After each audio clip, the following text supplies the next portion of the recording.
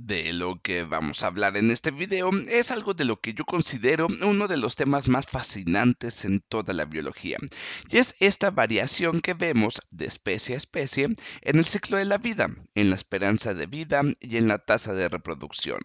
Por ejemplo, aquí tenemos tres especies diferentes. La primera, esta de aquí, es un elefante africano, y el elefante africano, ustedes pueden saber que vive mucho tiempo, especialmente en la naturaleza.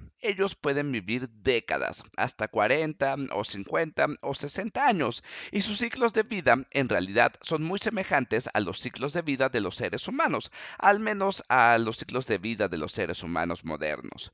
Porque, por ejemplo, los primeros 10 años de sus vidas son muy dependientes de sus padres.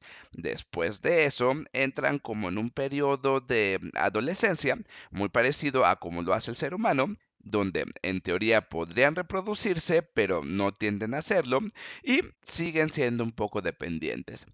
Después avanzan a una fase en la cual se reproducen y se van a reproducir aproximadamente una vez cada 2 a 4 años. Se van a reproducir cada 2 a 4 años. Y esto es porque su periodo de gestación, es decir, la cantidad de tiempo que el bebé elefante estará en el vientre de su madre, es aproximadamente, bueno, en realidad es más largo que los seres humanos. Para los humanos, probablemente sepan, son de 9 meses, mientras que en un elefante africano es de 22 meses. Y por esta razón se pueden reproducir cerca de una vez cada 2 a 4 años. Ahora vamos al siguiente ejemplo, que tal vez para ustedes van a decir, bueno, el elefante africano y el conejo no están realmente muy estrechamente relacionados, pero en realidad están muy estrechamente relacionados si piensan en todo el árbol de la vida.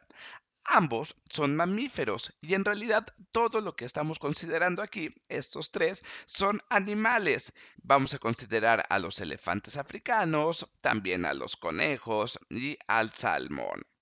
Pero de lo que estoy hablando aplica para toda la vida. Aplica para las bacterias, aplica para los árboles y de hecho hay una enorme variación en su fecundidad de una especie a otra. Es decir, la fecundidad es la tasa en la que se reproducen. Déjame anotarlo, esa palabra es importante, así que lo voy a poner con este color. Fecundidad. La fecundidad, es decir, la tasa en la que se reproducen, va a variar en los periodos de vida si estamos hablando de un árbol o una bacteria o un pez o un mamífero. Pero bueno, regresando a esta idea de los mamíferos, vamos a hablar ahora de los conejos. Y bueno, dependiendo de qué tipo de conejo estemos hablando, su esperanza de vida está en años que no alcanzan más que un solo dígito. Por eso lo puse aquí. Pero a diferencia del elefante, el elefante sus primeros 10, 15 o 20 años de su vida no están en una fase reproductiva, mientras que el conejo entra a la fase reproductiva de su vida solamente cuando cumple algunos meses. Cuando pasan 4 o 5 meses de nacido, entonces ya está entrando a una fase reproductiva. Y justo observa, estoy mostrando la fase reproductiva de este color magenta. Aquí lo tengo. Entonces, una vez que entra a esta fase reproductiva, observa, se puede reproducir un montón. Eso quiere decir que tienen una alta fecundidad, tienen una tasa reproductiva muy alta. Cada vez que un conejo hembra tiene una camada, puede tener muchos conejos. Y de hecho, el número que encontré fue de 1 a 14 conejos por cada camada. Así que déjame anotarlo. De 1 a 14 conejos, pequeños conejos, por cada camada. Y esto es impresionante porque pueden tener esta cantidad de conejos una vez al mes. Entonces de 1 a 14 conejos al mes. Al mes. Además de que, observa, esto lo pueden seguir haciendo durante un largo periodo de vida. Y bueno, dependiendo del tipo del conejo del que estemos hablando, pueden ser 3 o 5 o 6 años, dependiendo de la especie. Pero bueno, pueden imaginarse que si se están produciendo, no sé, digamos 10 conejos por mes, entonces En 12 meses tendríamos 120 conejos. 120 conejos durante un año. Y si se pueden reproducir durante 3, 5, 4, 6 años, qué sé yo, imagínate la cantidad de conejos que pueden producir. Y no solo eso, imagínate que la mitad de estos conejos que acaban de nacer son hembra. Y si estas conejitas pueden llegar muy rápidamente a la fase reproductiva, entonces van a empezar a producir con una tasa similar. Eso quiere decir que, primero, a un nivel individual, un conejo hembra tiene una fecundidad muy alta, pero a un nivel de población, este grupo de conejos también tiene una fecundidad muy alta. Y bueno, podemos ver ahora el otro ejemplo. Vamos a compararlo con el salmón. Hay muchos tipos de salmón, pero el ciclo de la vida general por el que pasa el salmón es que ellos generalmente nacen en un arroyo y casi siempre en algún lugar donde el agua no tenga mucha corriente, y una vez que las crías de salmón nacen, pueden nacer en grupos de cientos o miles. Y ellos hacen su camino por ese río, por ese arroyo, hasta el océano. Y luego tienen muchos años de una etapa de crecimiento en el océano, donde se hacen más y más y más grandes y fuertes. En ese momento no se están reproduciendo. Y luego, cuando están listos para reproducirse, lo que hacen es luchar para regresar al mismo arroyo o al mismo río donde nacieron. Van a hacer su camino de regreso. Entonces, luchan en su camino de regreso, llegan hasta arriba de ese río o de ese arroyo y ahí se reproducen. Y bueno, se reproducen cuando las hembras ponen los huevos y los machos los fertilizan y luego ellos mueren. Así que observa, solamente tienen un evento reproductivo. Déjame escribirlo. En este caso tenemos solamente un evento reproductivo. Suben todo el río, se reproducen y después mueren. Y hasta ahorita la gente no entiende por qué pasa esto, que de hecho esto recibe un nombre técnico. Las especies que hacen esto, y digo las especies porque al salmón no es el único que le pasa esto mismo, donde solamente tenemos un evento reproductivo, y ojo, en este evento reproductivo pueden tener cientos o miles de huevos y después mueren. Después de esto muere. Y a esto se le conoce con el nombre de semelparidad. Semel viene del latín que significa una vez y paridad también viene del latín que significa engendrar. Entonces, engendrar una vez, te estás reproduciendo una sola vez y bueno, luego en el caso del salmón, mueres. Y seguramente puedes decir, bueno, si el salmón tiene semelparidad, entonces ¿cómo se llama cuando puedes reproducirte más de una vez? Por ejemplo, en los conejos, o bueno, tal vez un poco más claro en los elefantes. Y bueno, a esto se le llama iteroparidad. Así que lo voy a escribir. Iteroparidad. Seguramente has escuchado la palabra iterar, que significa repetir algo o hacer algo varias veces, y es que itero es la raíz que significa repetir. Entonces, iteroparidad es engendrar repetidamente. Y eso es algo que hacen los elefantes y más seguramente los conejos. Y bueno, lo fascinante acerca de todo esto, que de hecho es una pregunta que yo he estado analizando desde la primera vez que vi este tema, es por qué hay tanta variación aquí.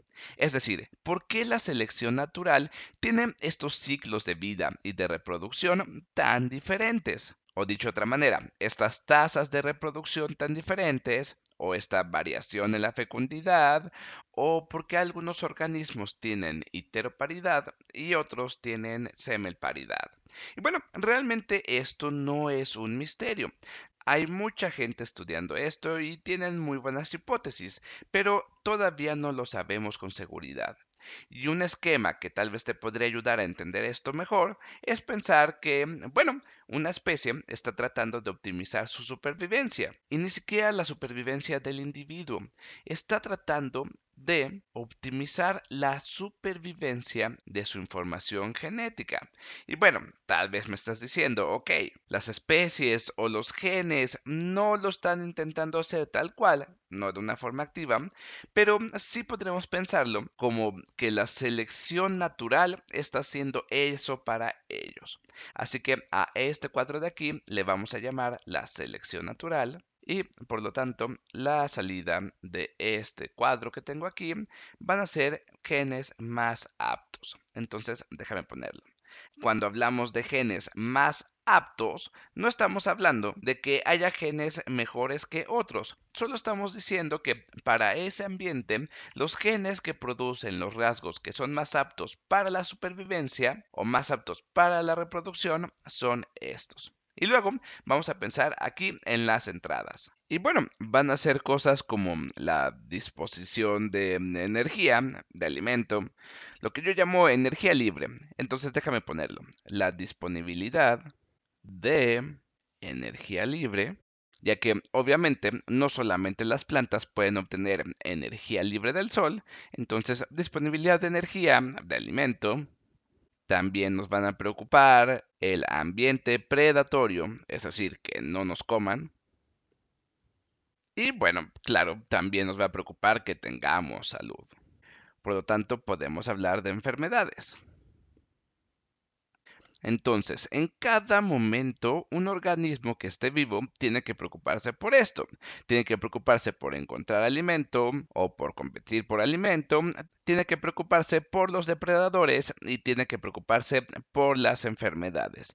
Bueno, de nuevo, un organismo tal vez de una manera individual, no necesariamente este salmón está sentado ahí diciendo, oh, espero que no contraiga una enfermedad. Tal vez ni siquiera se angustie por los osos que podrían intentar agarrarlos mientras van contracorriente. Pero estos son los factores que participan en la selección natural, o al menos creo que esa es la mejor manera de expresarlo.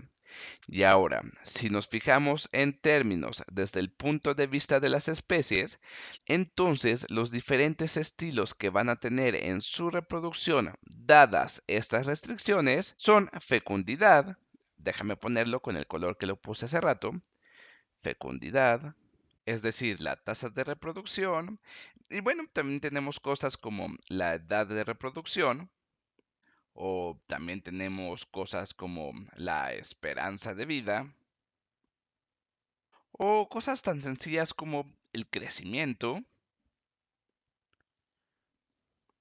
y la salud.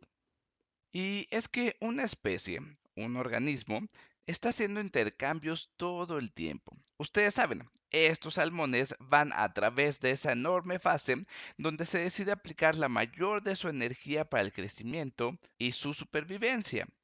Y después, de repente, entran a otra fase donde en realidad se va a usar la mayor cantidad de energía almacenada para ir contracorriente y pasar a una fase reproductiva y luego morir. Y la selección natural, de cierta forma, hace este tipo de cosas. Tal vez esto sucede porque de alguna manera ayuda al ADN del salmón a propagarse más, o tal vez de alguna manera agrega nutrientes al agua, o pone toda esa energía para ir contracorriente para que después su descendencia vaya de una manera más fácil a favor de la corriente. Pero también hay otros intercambios. Por ejemplo, un salmón hembra puede poner miles de huevos, pero muy pocos de ellos en realidad pasan por el ciclo completo. Las estimaciones que he visto son que de esos miles de huevos que pone la hembra del salmón, bueno, solamente regresan tres. Aproximadamente solo regresan tres salmones de nuevo a poner sus huevos. Eso fue lo que vi acerca del salmón rojo. En promedio, solo 3 de ellos regresan para el siguiente año. Así que tienen una gran cantidad de pérdida de energía, o tal vez podría decir de cansancio, mientras que en el caso del elefante asiático invierten más por cría y tienen una probabilidad más alta de que cada una de esas crías sobrevivan. Así que hay de todo tipo de intercambios interesantes para pensar cuando hablamos acerca del ciclo de la vida y también cosas como fecundidad y cómo se reproducen los organismos.